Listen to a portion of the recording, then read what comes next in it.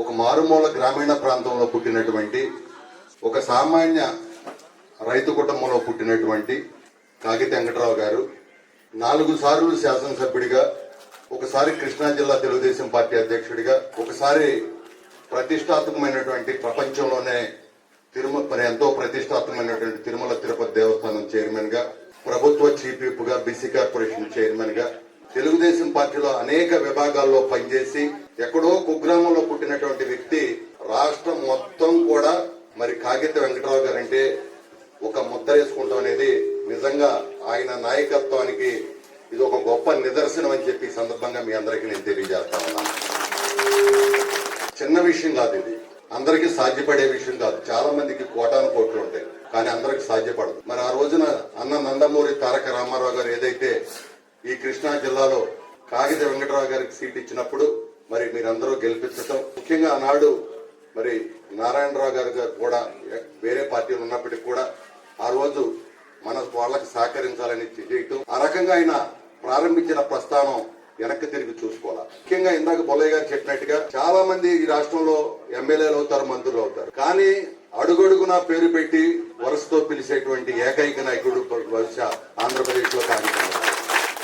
మేము కూడా ఆ రోజున టీటీడీ చైర్మన్ అన్నప్పుడు మేము ఒక క్యాప్షన్ పెట్టి ఆయన సన్మానం చేశాం, కపటం లేని కాగిత వెంకటరావు గారు.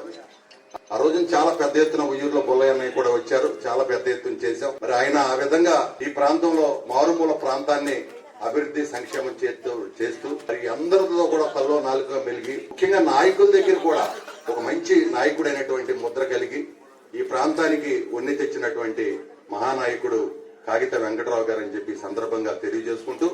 నిజంగా చాలా సంతోషం. ఇవాళ ఈ గ్రామంలో అత్తమూరు గ్రామంలో చాలా అంగరంగ వైభవంగా చాలా చక్కగా ఈ కార్యక్రమాన్ని ఏర్పాటు చేసినందుకు నిర్వాహకులందరికీ మరొకసారి మనస్ఫూర్తిగా నేను వారిని హృదయపూర్వకంగా అభినందనలు తెలియజేస్తా ఉన్నాను. మరి అంతేకాకుండా ఈ రోజున ఆయన వారసత్వాన్ని పుచ్చుకున్నటువంటి సోదరుడు తమ్ముడు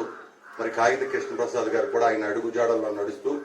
ఒక మంచి కృష్ణా జిల్లాలోనే రాష్ట్రంలోనే ఒక బీసీ నాయకుడిగా, ఒక శాసనసభ్యుడిగా ఆయన చక్కగా పనిచేస్తా ఉన్నాడు, చక్కని ప్రతిభను కనపరుస్తా ఉన్నాడు. అలాంటి నాయకత్వాన్ని నిలుపుకోవాల్సిన బాధ్యత ఈ రోజు మనందరి మీద ఉందని చెప్పి మీ అందరికి కూడా మరొకసారి తెలియజేసుకుంటూ, ఎందుకంటే ఇవాళ సమాజంలో నాయకుడు అయ్యాడంటే నాకేం కావాలనేటువంటి రోజుల్లో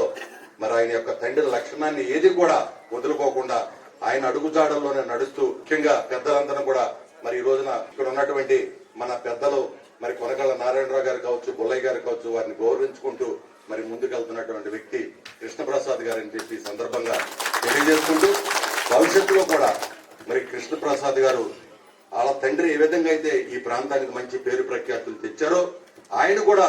అంతకన్నా మంచి పేరు ప్రఖ్యాతులు తెచ్చుకుంటాడనే దాంట్లో ఎలాంటి మరి మాకు అయితే అనుమానం లేదు. ఎందుకంటే ఆయన ఈ రోజున పనిచేసేటువంటి తీరు గాని, ఆయన వ్యక్తిత్వం గాని, ఆయన మంచితనం గాని ఇవాళ రాష్ట్రంలో కూడా ఆయన కూడా నిజంగా కాగిత వెంకటరావు గారు కుమారుడు అనే విధంగా ఆయన ప్రవర్తిస్తున్నాడని చెప్పి సందర్భంగా